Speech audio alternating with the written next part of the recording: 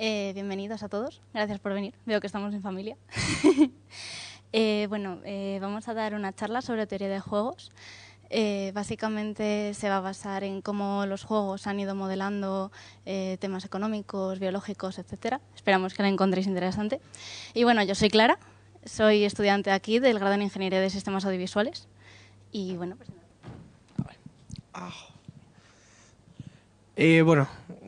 Yo soy Axel Blanco. Por suerte no hay nadie aquí de la charla de ayer, así no vuelvo a dar la misma chapa dos veces, porque bueno, ayer di otra de otra cosa. Yo estudio grado en Ingeniería Informática, algunos me conocéis, otros no, en fin. La presentación tiene dos bloques, tres, pero bueno, digamos que dos bloques claramente diferenciados, una pequeña introducción histórica, que bueno, probablemente dure un rato. Y porque nos parece interesante la perspectiva histórica, y luego ya una parte más de representación de juegos y más lo que es en profundidad la teoría de juegos, vamos, características principales y tal. Es una introducción, así que tampoco me voy a poner aquí a hablar de cuestiones muy filosóficas. Y bueno, pasando ya a la parte histórica, digamos, ¿cómo empezaron los todo el tema este de la teoría de juegos? Se basa, como no, en juegos. A lo largo de la historia de la antigüedad ha habido un montón de juegos bastante importantes y que han tenido mucha repercusión. Y nos vamos a mover al Antiguo Egipto, ¿vale? En el Antiguo Egipto, digamos que había un juego que era muy popular llamado Senet. Todos estos juegos se basan, ya lo recordaré luego, pero se basan en juegos de persecución y de carreras, como puede ser la oca o el parchís, ¿vale? Eran juegos muy simples, pero bueno, dados los años que tienen, os estoy hablando del siglo 33 a.C., es bastante impresionante que se jugara de esta forma. Podemos encontrar referencias a estos juegos. La verdad es que me sorprendió todo esto en la serie de Perdidos. No sé si la conocéis, es muy buena, os la recomiendo. Y bueno, aquí tenemos a dos de los protagonistas en la última temporada jugando al Senet, porque digamos que este juego en particular tenía un componente espiritual muy fuerte. A lo largo de la historia hay un montón de representaciones artísticas de dioses jugando contra un enemigo invisible, ¿no? Digamos que jugar a este juego era como jugar contra Dios y superar las barreras de los mortales, digamos, para ir a un mundo superior y mayor y más bonito. Y bueno, pasando un poco otro tipo de juegos, llegamos al juego real de Ur, por ejemplo, que tiene las mismas características, es de persecución, de carreras. Lo que pasa es que este es de Mesopotamia, ¿vale? De la antigua Babilonia. Es un poco posterior. Y pasando al siguiente, digamos que se cree que los juegos reales de Ur son el antecedente al famoso Backgammon. No sé si lo conocéis, es un juego bastante famoso que de hecho tiene un montón de repercusión hoy en día y hay un montón de clubes que juegan y cosas así. De hecho, si buscáis por internet podéis encontrar cómo jugar de forma detallada. Entonces, bueno, os animo. Y una vez más, una referencia a Perdidos, en la que bueno, John Locke nos habla un poco de toda esta espiritualidad que había detrás de estos juegos. Podéis seguir pasando. Bueno, este recorrido por la historia está esencialmente dividido en 4 bloques. El bloque que hemos visto ha sido el bloque más de la antigüedad, que bueno, como podéis ver no tiene, o sea, son juegos que no tienen un marcado carácter matemático, es decir, que no parece que influye mucho la matemática. Conforme vamos avanzando, bueno, ahora tenemos este título tan perturbador, hace referencia a, digamos, la etapa medieval. Luego hablaremos un poco del Renacimiento y luego ya nos centramos en una época un poco más moderna. Iremos viendo que conforme va avanzando la historia, los juegos se van centrando, o sea, digamos que la matemática va un poco invadiendo, a los matemáticos les gusta ese asunto de los juegos y invaden un poco más, toda esta parte un poco más, menos teórica. Aquí es lo que es en la época del medievo. Había en sí mismos juegos, pues no demasiados, había pues, unos poquillos, aunque sí que es verdad que nacen juegos como el ajedrez o las damas, que son juegos que han tenido mucha repercusión a lo largo del tiempo. Tengamos en cuenta que esta aproximación es una aproximación desde el punto de vista de Occidente, o sea, es un poco sesgada, porque sí que es verdad que bueno, hay otros juegos de tipo estrategia que son de Oriente y que, bueno, pues la distribución de la historia es un poco diferente. Pero bueno, sí es verdad que la teoría de juegos, al haber nacido en principio de padres occidentales, ha venido muy influida más por la historia occidental que por la historia oriental. Bueno, sí que hago referencia aquí a Liber Quadratorum, un libro escrito por Fibonacci, que realmente, bueno, cuenta una anécdota que a mí me resultó curiosa, para que veáis un poco cómo funcionaban las matemáticas en aquella época. Bueno, el medievo es la época de Fibonacci y Palermo, por si no lo sabíais. Había más figuras representativas, pero bueno, en este caso me centro en estas dos porque me parecían especialmente interesantes. Bueno, en el medievo había competiciones, torneos medievales, donde la gente se pegaba a golpes y se mataba de los caballos, como todos vemos en las películas, pero también había en esos mismos torneos competiciones matemáticas, donde unos matemáticos se retaban a otros, bueno, pues con diferentes retos intelectuales.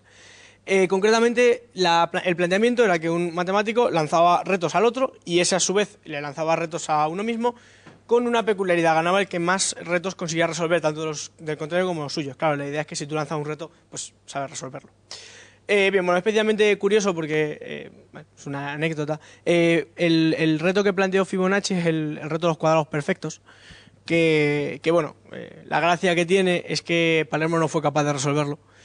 Y esta anécdota la incluyó en un libro, el Liber Quadratorum, que publicó precisamente en el único año que era un cuadrado perfecto de todo el periodo de vida de Fibonacci.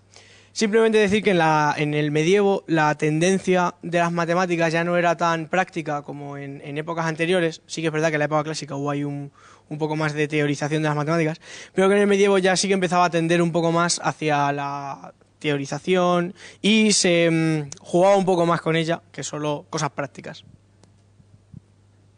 Y bueno, hablando de teorizaciones, llegamos al Renacimiento, donde principalmente destaca Italia, ¿vale?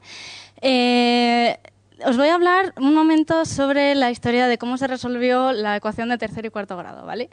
Es una historia muy curiosa, llena de intrigas, de denuncias, etcétera, ¿vale? Y bueno, ¿quién descubrió esta función? Esta función la descubrió Tartaglia, no sé si habéis oído hablar de él. Si no, bueno, os diré como anécdota que su nombre original no es Tartaglia, es un nombre bastante italiano. Lo que pasa es que le pusieron este apodo porque tartamudeaba. Pero bueno, yendo ya al asunto que nos concierne, descubrió la resolución de las ecuaciones de tercer y cuarto grado. Lo que pasa es que, bueno, como os ha dicho Axel, estas resoluciones se realizaban en concursos donde había muchas apuestas de mucho dinero, etcétera. Y bueno, realmente lo que ocurrió fue que había otro señor llamado Gerolamo Cardano, del que ahora voy a retomar, que digamos intentó persuadir a Tartaglia para que le diese la solución de estas ecuaciones y poder publicarla. Finalmente Tartaglia, bueno, digamos que estaba en una situación económica bastante peor que la de Cardano y cedió, le dio la solución con la condición de que no la publicara. Pero Cardano, bueno, pues era una persona un poco con algunos principios un poco dudables y la publicó en un libro que se llama Ars Magna, que hasta el momento fue el mejor libro de álgebra de la historia. ¿Por qué? Porque bueno, recopilaba un montón de cosas que, como ya os digo, no todas eran suyas, pero bueno, las recopiló y ahí tiene un cachito de la historia de las matemáticas. Siguiendo un poco, ¿por qué os hablo de Cardano y de Tartaglia? Tartaglia, digamos que publicó además bastantes juegos, bastantes rompecabezas en juegos de teoría de números. Y Cardano, a su vez, publicó digamos, el primer libro que habla de conceptos probabilísticos relacionados con el juego. ¿Por qué? Porque este señor tenía un cierto carácter ludópata, ¿vale? Le gustaban mucho los juegos, ganaba mucho dinero con los juegos y, bueno, digamos que hizo de eso su negocio. Así que publicó un libro, digamos, que basaba lo que hoy en día conocemos como teoría de juegos, pero en ese momento eran simplemente resoluciones de juegos y de enigmas de una forma más probabilística, más estadística, que era algo que hasta entonces era como una especie de todo de carácter divino, no se conocía el concepto de probabilidad.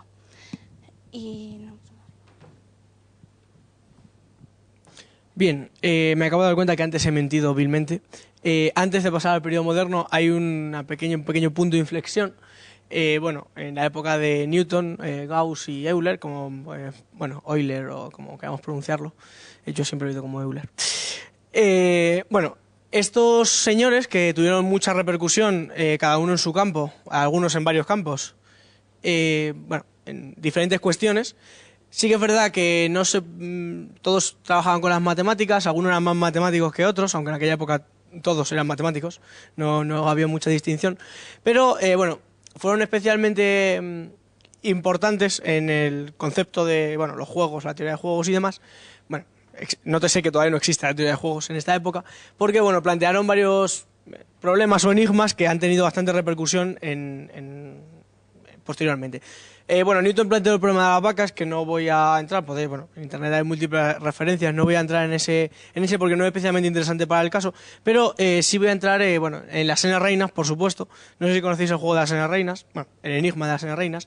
Este de aquí es el enigma de las 8 reinas.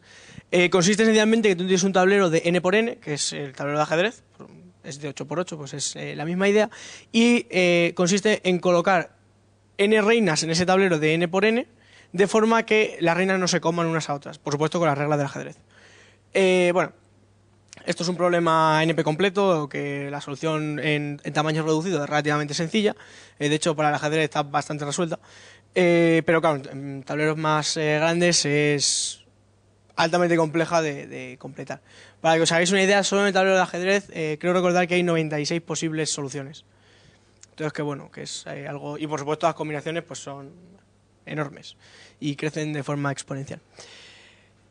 Otros enigmas interesantes de esta época son, bueno, el enigma de los cuadrados eulerianos y los puentes de Königsberg. Si alguno bueno, conocéis algo de, en general, la teoría de grafos y este tipo de cuestiones de las matemáticas, los puentes de Königsberg es un enigma que se planteó en su momento como problema matemático difícil de resolver, que bueno, pues tiene base en uno de los problemas más típicos de grafos. Entonces es especialmente importante porque, vamos, a mí me parece por lo menos especialmente relevante, porque fue cuando se empezó a ver una clara convergencia entre los, digamos, enigmas de ocio, por así decirlo, y los problemas matemáticos considerados entre comillas serios. ¿Vale? Eran matemáticos claramente reconocidos y que, sin embargo, pues bueno, también planteaban cuestiones un poco más ociosas. Y bueno, siguiendo un poco el... ¡Ay, vale! Vale, un pequeño inciso más. Bueno, de esta época no nos podemos olvidar, por supuesto, de Pascal y Fermat. Sí que es verdad que, como ha comentado Clara antes, Cardano fue la primera persona en hablar de probabilidad en todo su esplendor. Sí que es verdad que lo hacía enfocado a juegos de azar. Pascal y Fermat fueron los primeros en formalizar la probabilidad, por eso se los considera los padres de la probabilidad, y por eso son especialmente relevantes también en este ámbito. No tanto en la parte de juegos, sino más en la parte un poco de la estocasticidad y digamos, bueno, la teoría de juegos está muy basada en la probabilidad, porque muchas veces no se tiene información perfecta del juego, como ya hablaremos más adelante. Y ahora sí, yendo más adelante en la historia, llegamos a una época que ha tenido bastante auge, ¿no?, en este tema. Estamos en el siglo XX ya. He puesto una cita de Isaac Newton, que bueno, es de un periodo ligeramente anterior, pero bueno, digamos que me gustaba mucho cómo enmarcaba este periodo. ¿Por qué? Porque en este periodo ya hablamos de las primeras referencias a la teoría de juegos. Estamos hablando de un periodo en el que las figuras más representativas fueron Oscar Morgensen, John Forbes Nash y John von Neumann, ¿vale? No sé si habéis oído hablar de ellos, pero son figuras muy representativas, no solo del mundo de teoría de juegos, sino de las matemáticas, etcétera.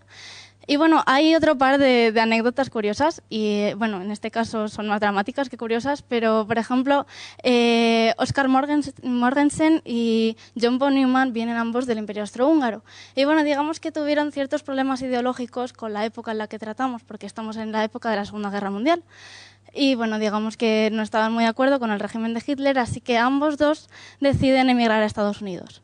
Estudian el tema de teoría de juegos juntos y publican el primer libro que trata sobre teoría de juegos. Además, John von Neumann, bueno, como probablemente habéis oído hablar, ha aportado grandes cosas al mundo de la computación. Por ejemplo, fue el primero en desarrollar lo que se conoce como un ordenador, ¿no? El ENIAC. También, digamos que desarrolló la forma, digamos que los ordenadores tienen la capacidad de guardar datos en memoria, es decir, el bit. Y también resolvió ciertos problemas como los bits de paridad, etcétera. Digamos que aportó soluciones y hizo modelos que resolvían este tipo de problemas de fluctuación de datos, digamos.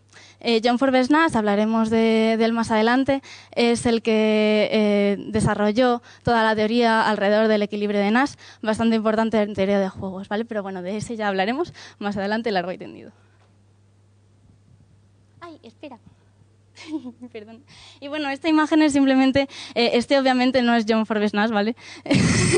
Pero es de una película que se ha hecho en su honor.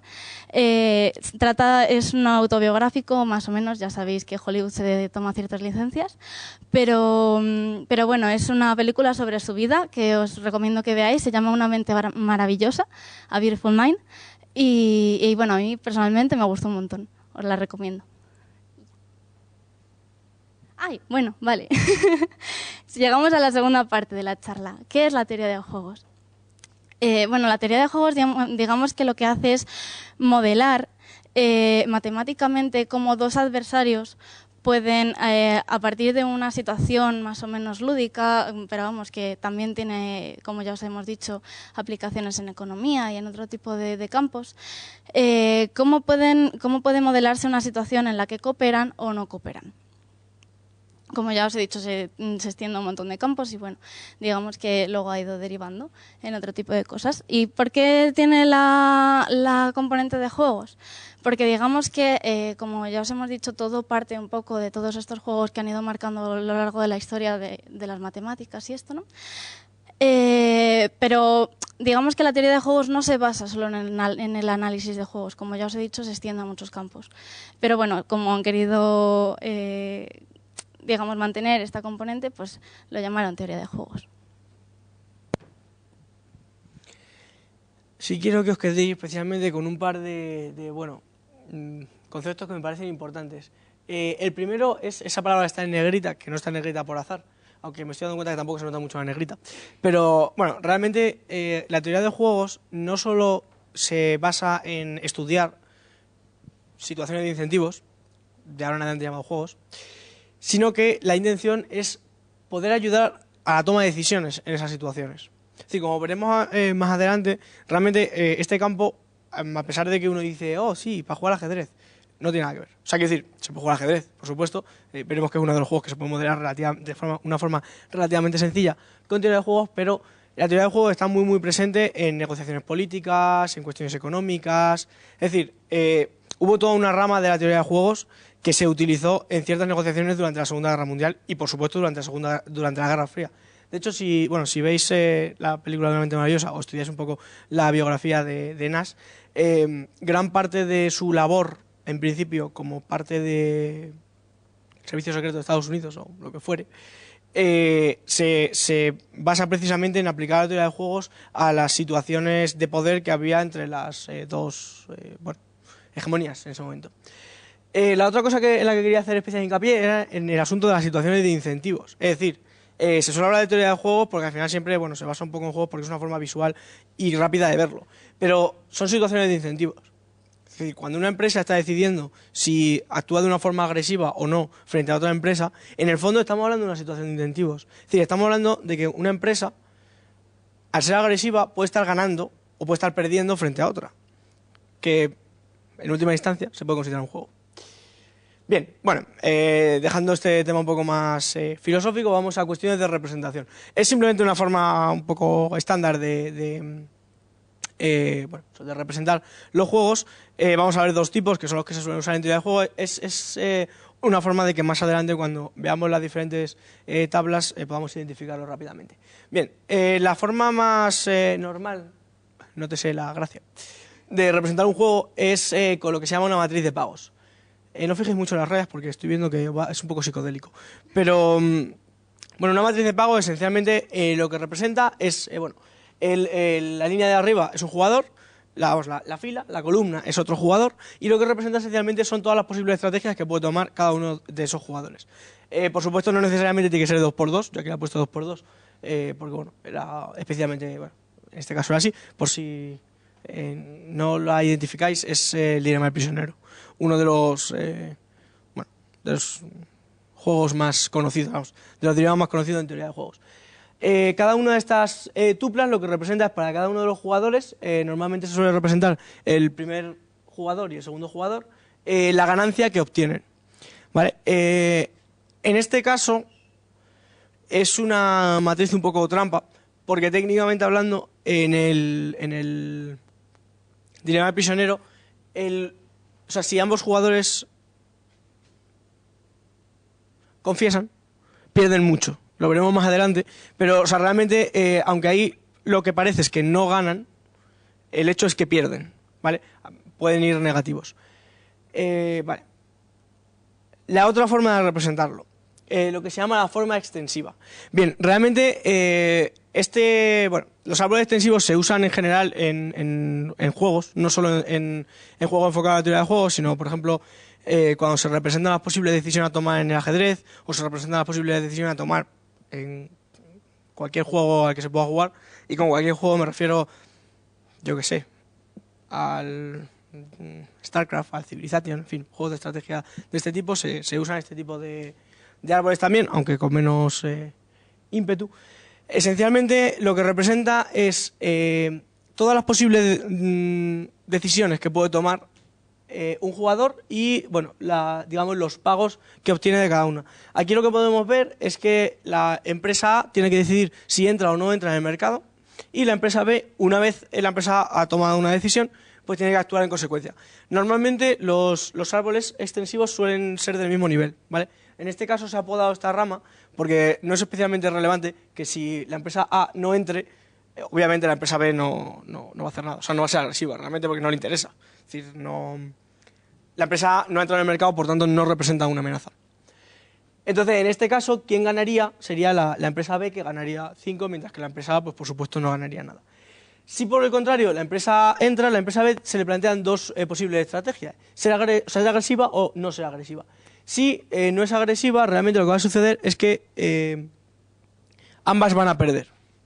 Esto es un planteamiento que puede suceder. Mientras que si la empresa B es agresiva, pues la empresa A va a perder, va a ganar poco, pero la empresa B va a ganar mucho.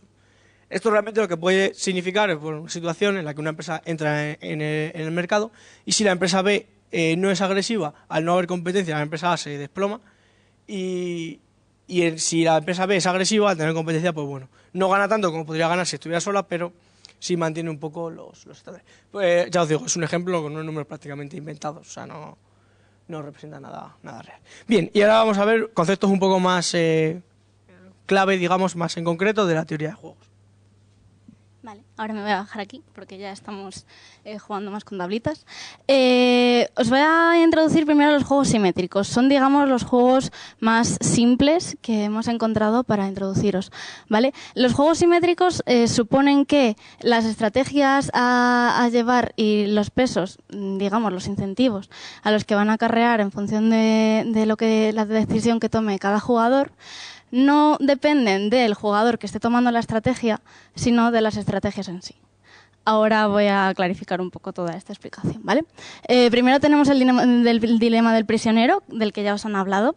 Para este juego, poneros en situación de que tenemos, por ejemplo, un policía, ¿vale?, que está interrogando a dos personas por separado. Y esas dos personas no pueden hablar entre ellas. Tienen dos opciones: o cooperan y no dicen, digamos, quién ha sido el culpable de las dos, o no cooperan y, digamos, dicen que el culpable ha sido la otra. De forma que, en el caso de que no cooperen, si una persona coopera y la otra no coopera, como podéis ver, a los dos se les va a penalizar, digamos, con el mismo número de años de condena. No, lo que pasa es que, bueno, en función de la que coopere, o sea, de la que se pega el chivatazo de la otra, no, pues va a ser un peso u otro.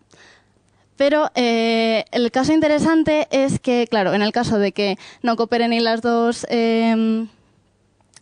digamos, se digan al otro, pues este ha sido el culpable, pues las van a cepillar a las dos, ¿no? Y en el caso de que cooperen, van a ganar. ¿Por qué? Porque digamos que se les va a reducir la condena, ¿vale? Así un poco a grosso modo explicado.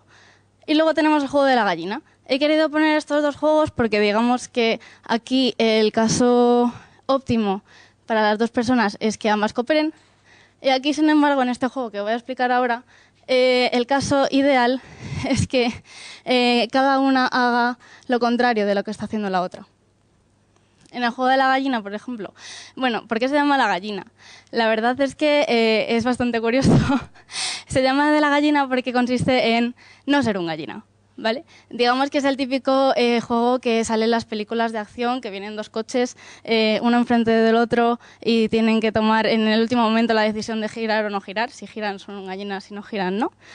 Y bueno, digamos que lo bonito de este caso, lo interesante más bien, es que en una situación en la que esta matriz, digamos, de incentivos se tome al principio del juego, es decir, sin haber arrancado los coches ni nada de eso, y no cambien su decisión, lo ideal es que tomen la decisión del jugador contrario, de forma un poco distinta a lo que pasaba en el dilema del prisionero, que es que los dos tengan que cooperar. Entonces, pues bueno, en unos juegos hay que cooperar, en otros no. En función de lo que ocurra, pues... Bien, ahora cambiando totalmente de contexto, bueno, esto de ahora en adelante va a ser más o menos así. Va a haber cosas que están relacionadas, pero cada epígrafe es un poco una característica totalmente diferente, que en principio no tiene demasiado que ver con las anteriores. Ahora vamos a hablar de juegos de suma cero y de juegos de suma no cero. Los juegos de suma cero, bueno, lo contaré ahora mismo, claro, os cuenta luego los juegos de suma no cero. Realmente todos los juegos que se os ocurran, y por supuesto todos los dilemas en los que pueda influir la teoría de juego, se pueden clasificar en estos dos grupos. Juegos de suma cero o juegos de suma no cero. Bien, ¿qué es un juego de suma cero? Bueno, un juego de suma cero es un juego en el que única y exclusivamente un jugador se beneficia a expensas de los demás, ¿vale? Lo que uno gana, lo van a perder todos los demás. En este caso, por ejemplo, por supuesto, por esos juegos con todos los jugadores que se quiera. En este caso es un caso con dos jugadores. Si os fijáis, siempre que uno de los jugadores gana algo, es porque el otro pierde exactamente la misma cantidad, ¿vale? Por ejemplo, ¿qué es un juego de suma cero? El ajedrez es un juego de suma cero. Es decir, tú ganas puntos porque te has comido piezas del otro. La única forma de que tú ganes es que el otro pierda. Y la única forma de que el otro pierda es que tú ganes. Siempre los juegos de suma cero, una de las características principales que tienen es que solo pueden concluir de dos formas posibles. O ganas o empatas. Entiéndase, o gana uno de los jugadores o hay un empate. Por supuesto, si uno de los jugadores gana, el otro pierde irremediablemente. Eso es un juego de suma cero. ¿Vale?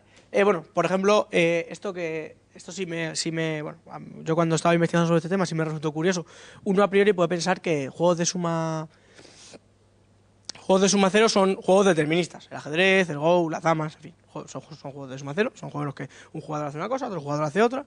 Tú claramente, entre comillas, sabes lo que va a hacer el otro, es decir, ves qué es lo que ha hecho el otro. Pero luego vi que el póker era un juego de suma cero. Y dije, joder, el póker es un juego estocástico. Quiero decir, estocástico, entiéndase en el sentido de que tú no sabes realmente. Tú puedes jugar partidas y no estás viendo lo que está haciendo el otro, más allá de lo que está apostando. Es decir, hasta el final del juego no sabes qué decisiones ha tomado. Ya veremos, bueno, eso se llaman. Es un juego de información no completa. Información no perfecta. Los juegos de información perfecta pues son juegos en los que un jugador, o sea, uno conoce toda la información del juego. Sin embargo, aunque tú hasta el final no sepas qué decisiones ha tomado tu enemigo, es un juego de suma cero. Porque una vez se ha terminado la partida, todo lo que o sea, si tú ganas, los demás han perdido, necesariamente. No hay ahí medias tintas ni cosas extrañas. ¿Vale? Vale. Hay una técnica especialmente interesante en el caso del juego de suma cero, que bueno, es el Minimax. Es una técnica que existe en teoría de juegos, aunque también se usa en general por ejemplo, técnicas inteligentes de resolución de juegos como el de ajedrez. Realmente la idea es que, bueno, por supuesto, requiere información perfecta, si no, no se puede aplicar esta técnica, y lo que se pretende siempre es minimizar la pérdida máxima esperada. ¿Esto qué quiere decir? Supongamos que estos somos nosotros, ¿vale? Bueno, estamos aquí, entonces, desde este punto podemos tomar dos decisiones, ¿vale? Frente a nuestro juego. Esas dos decisiones van a configurar unos estados que nos dan igual, olvidaos del momento de que hay números, ¿vale? A su vez, desde aquí se pueden tomar diferentes decisiones y entonces vamos a parar a un nivel concreto del árbol. Normalmente no suelen ser muchos pasos, sobre todo porque estas técnicas cuando se usan para jugar, me refiero, en cuanto a técnicas inteligentes, son técnicas que computacionalmente son muy costosas. Y bueno, si tú las haces a mano, por supuesto, también lo son. Entonces, se suele parar a un nivel más o menos bajo. En este nivel, lo que hacen es que, para cada una de las situaciones a las que se ha llegado, por supuesto, si esto fuera el ajedrez, yo aquí muevo un peón, aquí muevo una dama. Por supuesto, esta situación del juego es cuando yo he movido un peón y una dama. Entonces, se asume que llegados a este punto, se pueden calcular tu puntuación en ese juego, ¿vale? Que tu puntuación puede ser negativa, puede ser positiva, puede ser menos infinito si has perdido o puede ser más infinito si has ganado, por ejemplo, ¿vale? La idea es que esta información se propaga hacia los nodos de arriba. ¿De qué manera? Si este es tu turno, este es el turno del contrario, este es tu turno, este es el turno del contrario, asumes que el contrario siempre va a escoger de las dos opciones la que a ti más te perjudique. Es decir, por ejemplo, en este caso, -7, que es la menor, ¿vale? Pues aquí el 5, aquí por supuesto el menos infinito y aquí pues el 10, ¿vale? En el siguiente nivel, que es cuando tú tienes que tomar la decisión, tú asumes que, por supuesto, siempre vas a coger la opción que más te beneficie. Es decir, en este caso el -7 porque no hay más. En este caso, entre menos infinito y 5, pues obviamente elegimos 5. Entre 10 y 5 elegimos 5, etc. De nuevo, si subimos a este nivel, como vuelve a ser el turno del enemigo, bueno, del oponente, no digamos enemigo, suena un poco heavy, el oponente de nuevo va a elegir siempre la peor acción para ti. Entonces, pues se va a quedar bueno, con -10 y con -7. Y naturalmente tú la decisión que tienes que tomar finalmente es la que minimice maximice tu ganancia. Por eso se llama el minimax, porque realmente en cada nivel tu enemigo intenta minimizar tu ganancia y tú intentas maximizarla. O dicho de otra manera, minimizas la pérdida máxima que tú esperes. ¿Vale? Os lo digo porque, bueno, a mí me resulta interesante porque es una técnica que nosotros estudiamos en inteligencia artificial y bueno, cuando la vi aquí en teoría de juegos dije, ¿qué es esto? Y es que viene de aquí, porque bueno, se utiliza en estas cuestiones. Una anotación, ¿os acordáis de John von Neumann? Fue el que demostró la teoría del minimax. Ya está.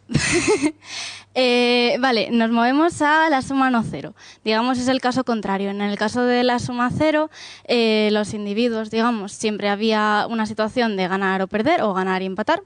En este caso, en suma no cero, ambos individuos, o el grupo n de individuos que vamos a tener, van a tener una situación de o ganar todos o perder todos. Ahora explicaremos lo de perder, ¿vale? Porque, claro, si pierden todos, pues bueno, ¿cuál es la idea del juego? Llegamos al punto que os comentaba antes del equilibrio de Nash. Nash, además, bueno, como ya ha dicho Axel, tuvo mucha repercusión en negociaciones, en teoría de negociación, de tal, a raíz de todo esto que describió. Y claro, resulta que describió que hay situaciones de juegos en las que ningún jugador va a tener un incentivo para modificar sus estrategias. Figuraros, por ejemplo, el juego típico de piedra, papel, tijera, ¿vale? Si pones a 3 individuos de forma que se den cuenta que no tienen por qué cambiar su estrategia, el que coja tijera, por ejemplo, va a jugar con el que coja papel, sí, y el que coja papel va a jugar con el que coja piedra. Y así se va a formar un bucle, digamos, en el que ninguno de ellos va a estar forzado a cambiar su estrategia, ¿vale? De esta forma, si pasas a la siguiente, tenemos otra vez, de nuevo, el dilema del prisionero. Por esto es tan famoso, porque tiene un montón de conceptos, digamos, que se pueden aplicar a partir de este juego, ¿vale? En el que, como ya os hemos dicho antes, el caso ideal es que ambos individuos cooperen y no, digamos, digan quién ha sido el culpable, sino que simplemente guarden silencio, no digan nada y de esa forma ambos ganan, ¿no? De la misma forma, si hubiese una situación en la que, por ejemplo, la negociación se extendiese, pues claro, si ninguno de ellos dice nada a lo largo de toda la negociación, pues no pierden, sin más. Ambos ganan. Y si pasa la siguiente. Y llegamos al tema de la tragedia de los comunes, lo cual tiene mucho que ver con lo que os comentaba antes de negociaciones. Resulta que, claro, hay un caso que todos conocemos y es que vivimos en el planeta Tierra que tiene unos ciertos recursos, ¿vale? son recursos limitados, como todos sabemos, y que todos estamos explotando de forma que todos ganamos con esa explotación. Los ricos, digamos, que lo estamos sobreexplotando, y los pobres, pues bueno, en el momento en el que, de una forma así más o menos frívola de verlo, tengan la oportunidad de explotarlo, también lo van a hacer. De forma que llegamos al caso que os comentaba de una suma no cero, exacto, en el que, por ejemplo, todos perdemos.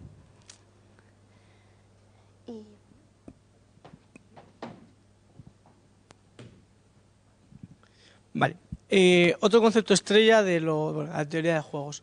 Normalmente cuando uno habla de teoría de juegos, siempre lo primero que viene a la mente, el dilema del prisionero, qué guay.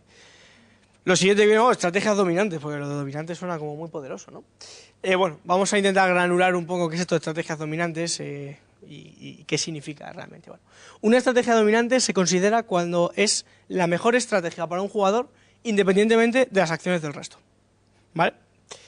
No sé, bueno, supongo que lo habréis notado. Todos los juegos que estamos presentando aquí son juegos de 2 jugadores. Es decir, las matrices de pago y todos son de 2 jugadores. Esas matrices son n-dimensionales, puede haber n jugadores, ¿vale? Lo que pasa es que, por supuesto, es mucho más fácil demostrar si solo hay 2 jugadores. Lo digo porque esto aplica, aplica a todos. Lo que pasa es que, bueno, las matrices que tengo aquí son de 2 jugadores. Bien, normalmente siempre se habla de que una estrategia domina a otra estrategia, ¿vale? La estrategia A domina a la estrategia B. Hay 2 tipos de estrategia, ¿vale? O sea, de dominación. Dominación estricta, que es independiente absolutamente de las acciones del oponente, que es, por ejemplo, el caso del dilema del prisionero, ¿vale? Que la cosa... Es que esta matriz de pagos no me gusta. Me gustaba más la mía. Vale. Bueno, es la misma matriz, solo que con otros números, ¿vale? Lo que pasa es que aquí se ve mejor la estrategia dominante. Si nos fijamos, por ejemplo, que un jugador no confiese, ¿vale? Es una estrategia dominante respecto a que un jugador confiese, irremediablemente. Para el jugador 2 hablemos. ¿Por qué? Porque si el jugador, o sea, para cualquiera de las 2 estrategias del contrario, ¿vale? El jugador 1 va a estar, o sea, el jugador va a estar siempre ganando, ¿vale? Porque 1 es menor que 3 y 0 es menor que 2. Es decir, independientemente de la estrategia que tenga el otro, el no confiesa domina sobre la otra. Bueno, como es probable que no haya quedado muy claro, ahora lo volvemos a ver cuando veamos las estrategias de dominación débil. Vale. Bien, la dominación débil sigue la misma idea que la dominación estricta, solo que se puede dar el caso de que para algunas de las acciones del oponente sea indiferente la elección de esta estrategia frente a otras. Es decir, la idea es que siempre es mejor, excepto en algunos casos que da un poco igual, ¿vale? Es importante que no sea peor, si es peor ya no es una estrategia dominante, pero puede ser igual de buena que otras estrategias. Entonces, aquí, bueno, esta matriz lo que representa es que el jugador 2 tiene dos posibles acciones, el jugador 1 tiene 3, ¿vale? Pero sigue habiendo 2 jugadores nada más. Entonces, si nos fijamos, para el jugador 2, la estrategia B, para el jugador 1, la estrategia B es dominante frente a la estrategia C. ¿Por qué? Porque si tiene que elegir entre estas 2 acciones, independientemente de las acciones de su enemigo, es decir, que coja esta fila o esta fila, 10 va a ser menor que 15 y 13 siempre va a ser mayor que 0. Es decir, coja el jugador 2 la estrategia A o la estrategia B, para el jugador 1 siempre va a ser preferible haber cogido la estrategia B, irremediablemente. ¿Vale? Por el contrario, si cogemos, por ejemplo, bien,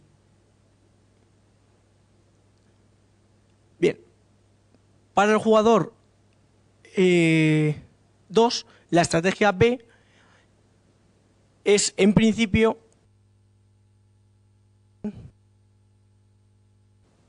vale, sí, no, ahí está. La estrategia B frente a la estrategia A no es dominante estricta, es dominante débil, porque realmente le da un poco igual la elección que tome. O sea, para cualquiera de las 2, la decisión en principio es más o menos la misma. ¿Cuál es la gracia de este tema? Que si uno asume, que por supuesto es una asunción demasiado razonable, pero si uno asume que los 2 jugadores son jugadores absolutamente racionales y ambos jugadores saben que los otros jugadores son absolutamente racionales, lo cual por supuesto no se da en un caso real, pero se puede hacer lo que se llama una iteración de estrategias dominantes para llegar a un equilibrio de Nash. ¿Cuál es la idea? Que si la estrategia B es dominante sobre C, tú la estrategia C la vas a eliminar. Porque nunca siendo el jugador 1, o sea, siendo el jugador 1 siempre es absurdo que tú cojas la estrategia C, porque la B es mucho mejor. Entonces, en principio siempre vas a coger la B. Entonces, estas dos puedes eliminarlas. Una vez asumido que el jugador 1 ya nunca va a coger la estrategia C, siendo el jugador 2, la estrategia A, siendo el jugador 2, es dominante sobre la estrategia B.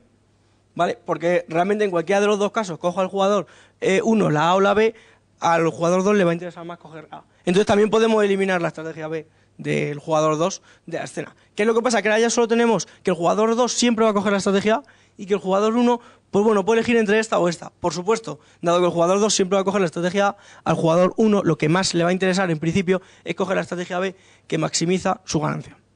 ¿Vale? ¿A dónde llegamos con esto? Que esto es un equilibrio de Nash. Es decir, llegados a ese punto, si se les pregunta a los jugadores si hubieran escogido otras acciones, te van a decir que no, que esta es la máxima ganancia que podían obtener. Aquí en principio se ve muy fácil, porque si además miras los números, realmente es aparentemente el máximo número que podría conseguir. Sí que es verdad que aquí podría conseguir el jugador 2 un 15, pero como el jugador 1 nunca va a coger esta acción, pues no va a suceder. Pero hay muchas veces que por aquí podría haber números más grandes. Pero como no se van a dar en principio esas combinaciones, se asume que eso es una estrategia, vamos, un equilibrio de Nash. Vale. Y ya por último, para ir concluyendo, algunos ejemplos un poco más extravagantes de teoría de juegos. Bien, teoría de juegos en inspiración biológica. Ha habido bastantes biólogos que han visto toda la teoría de juegos, les ha parecido muy gracioso. Y han dicho, mira, qué monada, se puede aplicar en el mundo de la biología. Y otros biólogos han dicho, vaya gilipollez. Bueno, se puede. Esto es bueno, halcones y palomas se llama, que realmente la idea del enigma, bueno, de la cuestión, es qué sucede cuando tienes un grupo de halcones y un grupo de palomas, ¿vale? Que van a, en principio, cazar una presa, entiéndase, comer o lo que fuere. Los halcones siempre, frente a un encuentro entre el halcón con otro animal, a la hora de competir por una presa, van a ser agresivos, ¿vale? Entonces, en principio, van a violentar al otro animal. Mientras que las palomas, en principio, siempre van a ser asustadizas. Digamos, sí, bueno, prudentes, se suele llamar. Entonces, su primera reacción frente a un caso de este tipo va a ser huir, siempre. Entonces, ¿qué es lo que va a pasar? Que, bueno, si vemos aquí las matrices de pagos, si V es el valor que tiene la presa, por así decirlo, C es el coste que va a encontrar frente a la presa. Realmente, si una paloma nunca va a recibir daño, porque como siempre huyen, no reciben daño, aunque tampoco se alimentan. Entonces, si asumimos una colonia con estas dos especies, la tendencia natural es que estas dos especies se equilibren. ¿Por qué? Porque si empieza a haber muchos halcones, los halcones, entre comillas, se van a comer entre ellos. Es decir, las palomas van a empezar a crecer mucho más rápido, porque como su tendencia es huir, no van a sufrir daño, mientras que los halcones entre ellos sí van a sufrir daño. Y viceversa, si empieza a haber muy pocos halcones y empieza a haber muchas palomas, como los halcones son agresivos frente a las palomas, van a alimentarse más. Entonces, al final, la conclusión es que empieza a haber una tendencia equilibrada. Es decir, aquí el equilibrio, no de Nash, pero sí el equilibrio biológico, se encuentra cuando más o menos ambas poblaciones están más o menos normalizadas. ¿Vale? Y esto, por supuesto, se puede modelar con teoría de juegos y, bueno, puede usar las técnicas que se aplican a otras cosas. También ha habido este tipo de dilemas en cuestiones filosóficas. Este dilema que vemos aquí, que es el dilema de la caza del ciervo, es un ejemplo claro y bastante trivial sobre, bueno, un problema de cooperación. Fue planteado por Rousseau, el mismo Rousseau francés de todas estas historias filosóficas. Realmente la intención es que, aunque aquí ponga ciervo liebre, la intención es que hay dos cazadores, dos personas que salen a cazar, pueden decidir cazar un ciervo o pueden decidir cazar una liebre. ¿Qué es lo que sucede? Si cazan una liebre, pues bueno, la van a cazar, se la van a llevar a casa y pues van a tener de cenar. Si deciden cazar un ciervo y ambos deciden cazar un ciervo, los dos van a ganar mucho más cada uno, porque el ciervo es una presa mucho más grande, que alimenta mucho más y es mucho más útil en principio. pero tienen necesariamente que intentar los dos cazar al ciervo. Es decir, si solo uno de los dos caza al ciervo y el otro caza la liebre, es decir, el otro busca su interés personal, por supuesto el que ha cazado la liebre se va a llevar el valor de la liebre y el que ha cazado el ciervo, bueno, lo ha intentado, no se va a llevar absolutamente nada. ¿Qué es lo que sucede? Que si ambos cazan la liebre, pues claro, uno se entiende que uno en principio toma su decisión egoísta, caza la liebre, se olvida del ciervo, que al final es más complejo, y tienes que cooperar con otro, te vas a casa y tienes liebre en la cazuela. Si eso itera varias veces, al final el que intentaba cazar el ciervo va a acabar inevitablemente cazando la liebre. ¿Qué es lo que pasa? Que si ambos cazan la liebre realmente no es una solución demasiado óptima, porque los dos están perdiendo, entiéndase. No están perdiendo en sí mismos, pero podrían ganar más. Si en vez de focalizarse los dos en cazar las liebres, ambos se focalizaran en cazar los ciervos. Entonces, en este caso, la asunción razonable, en principio, o sea, la mejor estrategia posible sería cazar ciervos. ¿Vale? Si aquí intentamos buscar estrategias dominantes y demás, no hay. Pero uno podría intentar tender a que, bueno, pues es preferible cazar las liebres porque tal. Pero es el ciervo lo que más, bueno, motiva, en principio. Y por nuestra parte ya está. No teníamos mucho más que contaros.